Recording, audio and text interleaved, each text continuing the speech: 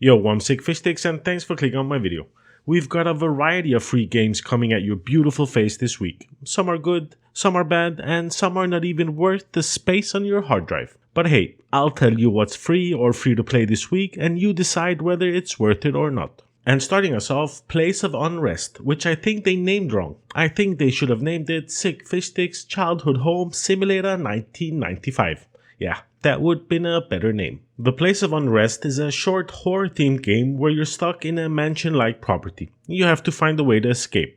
You get to solve puzzles and explore the mansion to find a way out, all while being chased by a juicy knight. Enjoy immersing yourself in this atmospheric puzzle horror game filled with mysterious interactable objects, clues in the form of poem extracts from Edgar Allan Poe, a threatening pursuer who will show up when you're least expecting it. A Palace of Unrest came out just a few days ago, so it's too early to use the reviews to judge the quality of the game. If you're interested in experiencing my childhood, then head on over to Steam and send this bad boy to your library. Next up, we have Dominance, which is a multiplayer top-down shooter built on a no-limits attitude. You get to choose between a rich variety of different abilities and item combinations, select one of 5 distinct characters, and battle up to 24 foes on ever-evolving terrain. In the game, you'll defeat your opponents with a large arsenal of upgradable ranged and melee weapons, from bouncing ricochet sniper rifles to hockey sticks that hit like a nuke. You get to mix and match equipment and weaponry to create the perfect loadout that you then take with you to wage war on a huge map, all while using the varied terrain to your advantage. Next up, we have Handshake, where you'll have the pleasure of taking your brain for a walk. A simple yet tricky Sokoban puzzle game. You get to guide 2 hands through the puzzle designed to stump rather than frustrate. It's cute and shouldn't be too difficult even if you haven't been very nice to your head or brain growing up. It's probably one of the nicest handshakes I've ever seen. To be honest, I'm kind of running out of words and mental power to write more about this game. It's fairly simple and straightforward. It's sitting in with very positive reviews on Steam with around 250 reviews, so they're off to a good start. If you're interested in a little puzzler, head on over to Steam and have a look. Oh, and by the way, I added links in the description for all of the games for you lazy buggers, who would have had to spend around 3 calories googling where these games were. I got you, homie. The Ubisoft store is offering you Rayman Raving Rabbids for free this week. Hordes of crazed out of control bunnies have invaded, enslaving Rayman and forcing him to participate in a gladiator-style trials. I mean, who is writing this BS? Anyway, you get to help Rayman win his freedom back by entering and outwitting these furry foes. Use the most hilarious fighting moves imaginable and have fun enjoying this psychological horror game. You'll have to jump over to the Ubisoft store to get your hands on this bad boy. It's free for a limited time, so be quick if you want to secure yourself a copy. The Epistory is giving away Epistory. Epistory immerses you in an atmospheric action-adventure game where you'll play a girl riding a giant fox who fights an insectile corruption from an origami world. Those are a lot of fancy words and I'm actually running out of oxygen as we speak. As you progress and explore this world, the story literally unfolds and the mysteries of the worlds are revealed. I never thought I'd see myself playing a typing game. I mean, games like this have just never appealed to me.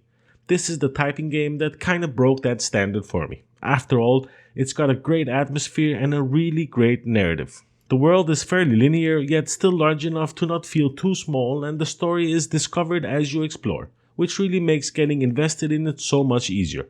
For someone who isn't as familiar with typing games, this game might be a little bit difficult to get going, but it makes up for it by working itself around your overall skill and thus making the game as hard as it believes you can handle.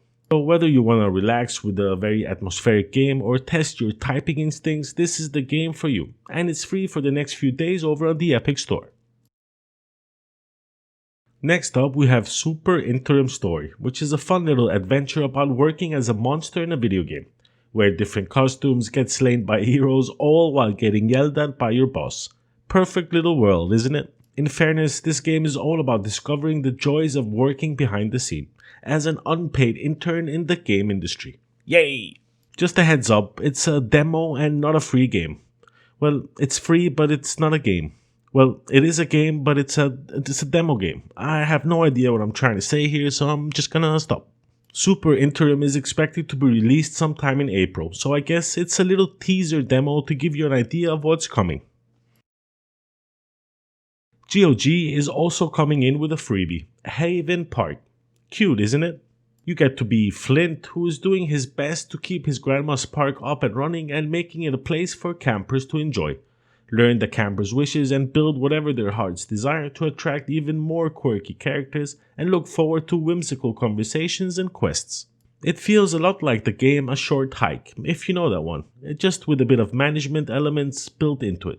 A good game, short and very relaxing. So I guess if you wanna remove some of that built up stress from the week, then head on over to GOG page and hit the giveaway button. Friday the 13th Killer Puzzle is free to play on Steam. Here you help your legendary horror icon Jason stalk and slay campers across 100 plus levels in a hilarious off-kilter puzzle game. Jason will do his utmost to terrorize victims from the campgrounds of Crystal Lake to the high-rises of Manhattan, and from the Supermax prison to space stations and beyond.